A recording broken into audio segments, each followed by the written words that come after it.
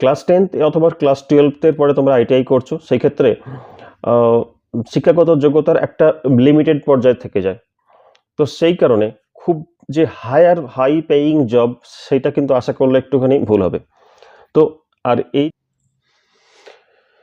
নমস্কার বন্ধুরা, আশা করি ভালো আছেন। আবার ফিরে এলাম আমার এই ছোট্ট চ্যানেলে। আমি অভিজিৎ ডান, আপনারা দেখছেন চ্যানেল অ্যাওয়ারনেস। তো সচেতনতামূলক বার্তা নিয়ে আমি আজকের এই ভিডিওটা বানাতে চলেছি, আপনাদের সবার সহযোগিতা আশা করি। তো বন্ধুরা, আজকের এই ছোট্ট ভিডিওটা হচ্ছে আইটিআই ইলেকট্রিক্যাল ওপরে। আইটিআই ইলেকট্রিক্যাল যারা ক্লাস 10 পরে করতে চাইছো তাদের ক্ষেত্রে, তাদের উদ্দেশ্যে আমার এই ছোট্ট ভিডিওটা আজকে বানানো। তো এই ভিডিওটা দেখে তোমরা বুঝতে পারবে যে এই ইলেকট্রিক্যাল আইটিআই করার পজিটিভ সাইড কি আছে, নেগেটিভ সাইড কি আছে। প্রথমে আলোচনা করব প্রজ, তারপরে কনস। তো প্রথমে আমি প্রজটা হচ্ছে যে 1 নম্বর হচ্ছে এর ডিউরেশন হচ্ছে খুব ছোট্ট, 1 থেকে 2 বছরের মধ্যে এই কোর্সটা কমপ্লিট করা যায়, এবং এর হচ্ছে কস্ট এফেক্টিভ। তার মানেটা হচ্ছে যে খুব কম খরচে এই কোর্সটাকে কমপ্লিট করা যায়। নর্মালি 3-4-5 লাখ টাকা পর্যন্ত খরচা হয়, কিন্তু এক্ষেত্রে মাত্র 1 লাখ টাকা ম্যাক্স টু ম্যাক্স খরচা হতে পারে, তার বেশি খরচা হওয়ার সম্ভাবনা খুবই কম। প্লাস তার উপরে গভর্নমেন্ট সাবসিডিও থাকতে পারে। নাম্বার 2 পয়েন্ট হচ্ছে হ্যান্ডস অন প্র্যাকটিক্যাল ট্রেনিং।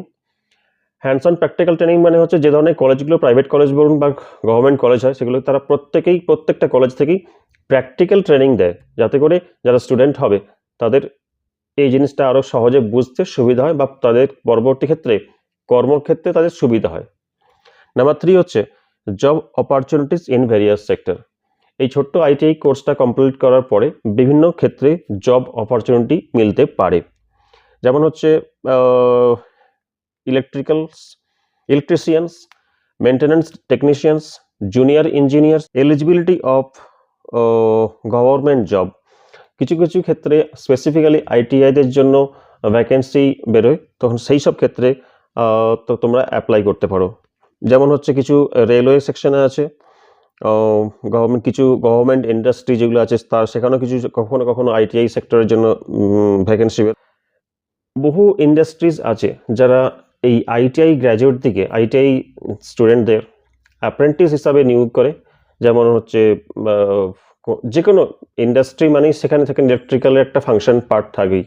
তো সেই সব ক্ষেত্রে যে ছোট ছোট ইউনিটগুলো ম্যানুফ্যাকচারিং করা হয়, তার যে ইলেকট্রিক্যাল ফাংশনগুলো করা হয়, কম্বাইন করা হয়, তো সেইগুলোর জন্য প্রপার এডুকেটেড পারসন চাইয়ে ইলেকট্রিক্যালের উপরে। তো সেই কারণে এই আইটিআই কমপ্লিটেড যে পারসন তাদেরকে হায়ার করার চান্সটা বেশি থাকে। এইটা ক্ষেত্রে পার্টিকুলারলি লিমিটেড ক্যারিয়ার গ্রোথ।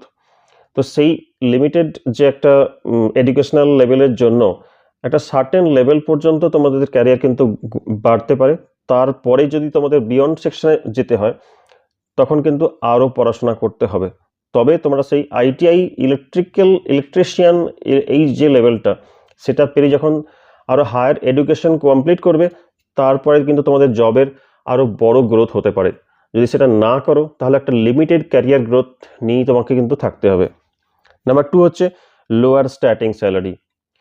এই আইটিআই কমপ্লিট করার পরে যদি তোমরা যখন কাজে জয়েন করবে, সেখানে কিন্তু বেসিক স্যালারি স্ট্রাকচার থেকেই সেখানে শুরু করা হয়। নাম্বার 3 হচ্ছে লেস থিওরিটিক্যাল নলেজ। এই আইটিআই যেহেতু সময়টা খুবই শর্ট, 1 থেকে মাত্র 2 বছর, তো সেই 2 বছরের মধ্যে পর্যাপ্ত পরিমাণে যে থিওরিটিক্যাল নলেজ নেওয়া দরকার সেইটা করার সময় হয়ে ওঠে না। তো সেই কারণে যারা এই আইটিআই করবে তাদের কিন্তু থিওরিটিক্যাল নলেজটা তুলনামূলকভাবে কম হয়ে যায়। নাম্বার 4 হচ্ছে limited scope for the higher education. যারা গ্র্যাজুয়েট তারা আইটিআই করার পরে যদি হায়ার এডুকেশন করতে চাও তাহলে কিন্তু 10+2 করে নেওয়াটাই বেটার। যেহেতু এটা সায়েন্স রিলেটেড ম্যাটার, সেখানে আর্টস কমার্স পড়ে তার সঙ্গে এই ইলেকট্রিক্যাল পার্টটাকে জয়েন করা একটা জগা খিচুড়ি টাইপকা হয়ে যায়। তো সেখানে ক্যারিয়ার কোনো গ্রোথ তার কোনো এফেক্ট পাওয়া যাবে না। যদি প্রপার সায়েন্স ব্যাকগ্রাউন্ড মানে 11th or 12th proper science নিয়ে পড়ে তার সাথে তুমি এই আইটিআইটা মিক্স করতে চাও পারো, তবে কিন্তু তোমার পরবর্তী ক্ষেত্রে এটা তোমার এফেক্ট আসবে। কনক্লুশনে এই কথা বলতে চাই আমি, যারা চিরাচরিত পদ্ধতিতে পড়াশোনা করতে পছন্দ করো না তাদের পক্ষে আইটিআইটা নো ডাউট একটা খুবই ভালো রাস্তা, কিন্তু যদি ক্যারিয়ারের গ্রোথ বাড়াতে চাও সেক্ষেত্রে কিন্তু আইটিআই কমপ্লিট করে বসে থাকলে কিন্তু বড় হায়ার লেভেলে চাকরি তুমি পাবে না।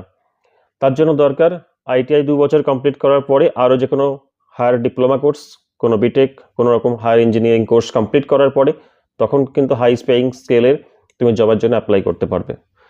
সেই ক্ষেত্রে এই কথাটা মাথায় রাখতে হবে। ধন্যবাদ, ভালো থাকবেন, নমস্কার।